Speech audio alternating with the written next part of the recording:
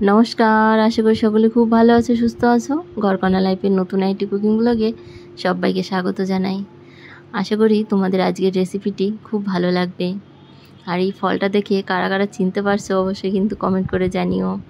এই ফলটা খেতে খুবই টেস্টি হয়, আর ছোটোবেলায় আমরা অনেক খেয়েছি। আর কারা স্কুলে যাওয়ার পথে এরকম লোকের বাগান থেকে চুরি করে খেয়েছো অবশ্যই কিন্তু জানাবে।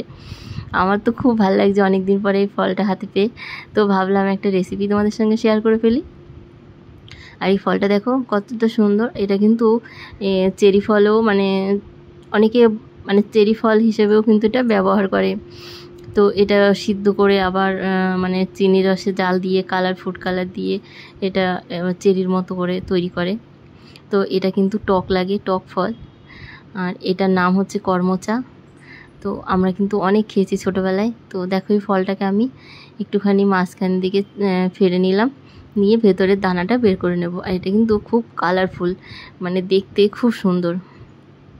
কেটে নিয়েছি, কেটে ধুয়ে নেব ভালো করে, কষ থাকে তাই ধুয়ে নিতে হবে। আর এবার আমি হালকা গরম জলে একটু লবণ দিয়ে এটা একটু ভাপিয়ে নেব, জাস্ট 1 মিনিটের জন্য কিন্তু ভাপাবো, বেশি ভাপানো যাবে না, তাহলে বেশি গলে যাবে। তো দেখো 1 মিনিটের জন্য আমি কিন্তু একটু ভাপিয়ে নিলাম। এবার ফটাফট তুলে নেব, না হলে কিন্তু গলে যাবে। তো গ্যাসটা অফ করে তাড়াতাড়ি আমি এগুলোকে নামিয়ে নেব জল থেকে। আর এটা আমি একটু ঠান্ডা করে নেব, ততক্ষণে একটা মশলা তৈরি করে নিই। মশলার জন্য নিয়েছি 2টো শুকনো লঙ্কা, আর একটুখানি নিয়েছি 1/2 চামচ মতো আমি 5 ফোড়ন, আর একটুখানি সামান্য জিরে দিয়ে দিলাম, কারণ 5 ফোড়নের সঙ্গে জিরেটা একটু কম ছিল, তাই একটু আলাদা জিরে দিলাম। যদি তোমাদের 5 ফোড়নের সঙ্গে জিরে বেশি থাকে তাহলে আর আলাদা জিরে দেওয়ার দরকার নেই। একটু নেড়ে চেড়ে তারপরে দিয়ে দিলাম একটুখানি সর্ষে। তো একদম ছোট, যেমন টিস্পুন হয় না ছোট, সেই টিস্পুনের 1/2 চামচ মতো আমি দিয়েছি সর্ষে। তো দিয়ে এবার দেখো ভেজে তুলে নিলাম, ওটা গুঁড়ো করে নিতে হবে। আর এখানে ওই কড়াইতে দিয়ে দিলাম তেল। তো একটু সর্ষের তেল দিয়ে গরম করে তারপরে দিলাম একটা তেজপাতা, আর দিলাম একটা শুকনো লঙ্কা, আর দেবো সামান্য একটুখানি হিং, কারণ হিং দিলে টেস্টটা খুব সুন্দর আসবে। আর এটা একটুখানি নেড়ে চেড়ে ভেজে নিয়ে তার মধ্যে কিন্তু এবার ওই টক ফলগুলো দিয়ে দেবো।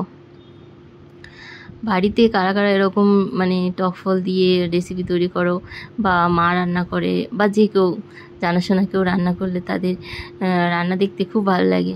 তো কারা কারা এরকম খেতে ভালোবাসো অবশ্যই কিন্তু কমেন্ট করে জানিও।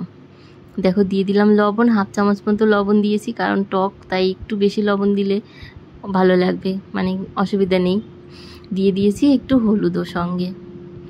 তো লবণ হলুদ দিয়ে ভালো করে কিন্তু একটু নেড়ে চেড়ে ভেজে নিতে হবে। একটু খুন্তি দিয়ে চাপ দিলেই কিন্তু এটা একদম মিশে যাবে। তো যাতে একটু মিশে মুখে লাগে দানা দানা, তাই জন্য একটু অল্প অল্প ভেঙে দিয়েছি।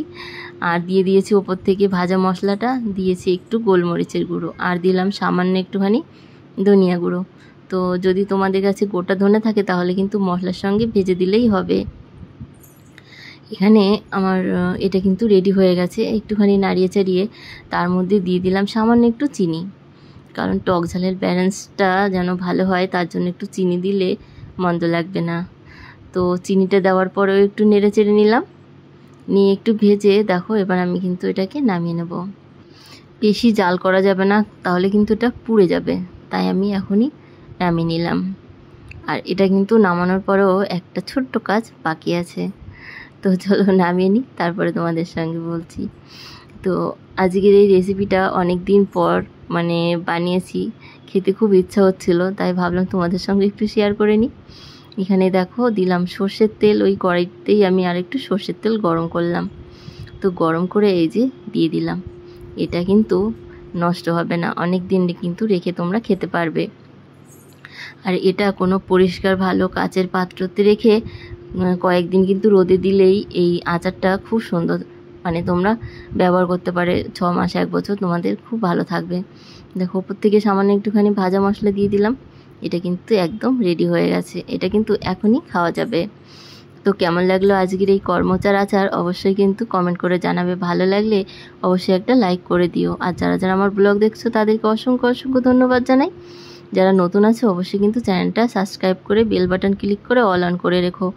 আজ তবে আসি, সবাই ভালো থেকো, সুস্থ থেকো, টাটা।